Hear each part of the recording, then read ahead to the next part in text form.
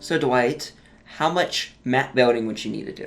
Right, and I think this is the big thing. I remember when I was first starting out to GM, like, I would sit down and I would, like, hand draw this map that looked like crap.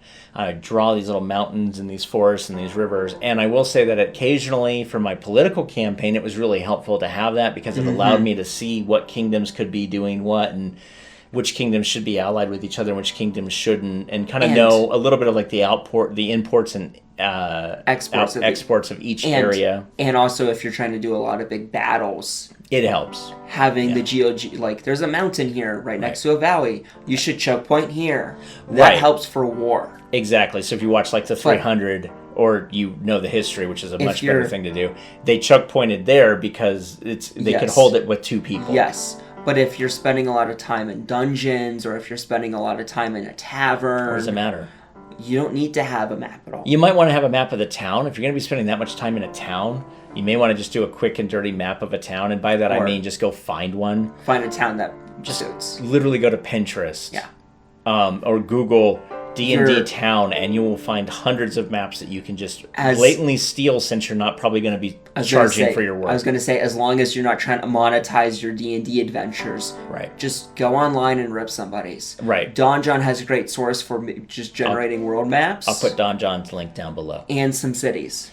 But that said, you may not. I don't think you need to spend $300 on map building software unless you want to be a cartographer of ancient worlds and try to make money on Fiverr or something. Or your Critical Role, and you have the time and effort and the money to do this. If I had 1 million subs, we'd have a lot more staff. Yes. I mean, seriously.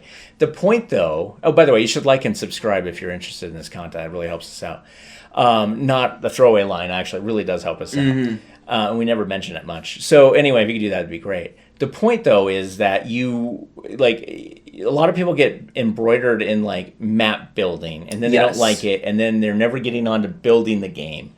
So if you feel like you need a map, and most of the time you won't, just literally pull out a piece of paper and draw it in your horrible 3rd grade drawing skills, if you're anything like me.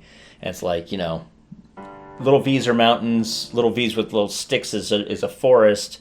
Or you just draw a circle and just say forest of whatever, and you're done with it. If you're stuck on names, there are random name generators everywhere. I would also, if you're wanting to do a world map, keep running through Don John's pre-generated.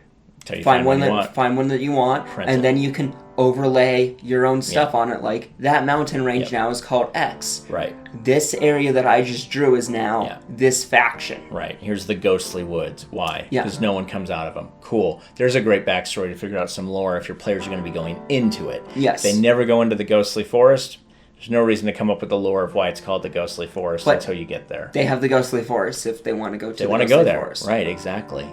I mean, and that's the fun part about it. But honestly, at the end of the day, like, if you need a map, you only need a map if the map is integral to what your players are having to do. Yes. Otherwise, I wouldn't even have a map of a town necessarily. I wouldn't have a map of anything. I would literally just have a list of things in a town that they could go see. I wouldn't necessarily be like, well, the baker's right next to the armor, which is right next to the... Who cares? Right? Unless it matters.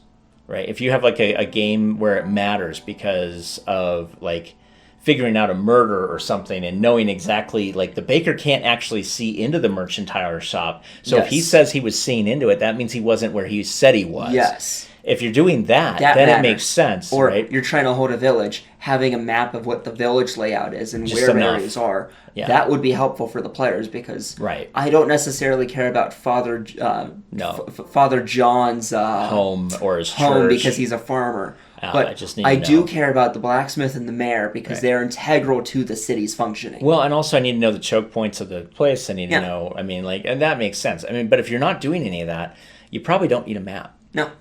But if you are, then make sure you have a map. I mean, if you're going to be doing epic battles on a grand scale where your players are looking at it going like, we need to hold this choke point, then you should probably go to Don John or somebody else and get some really good maps because you're going to need them. And with that, we'll see you next time.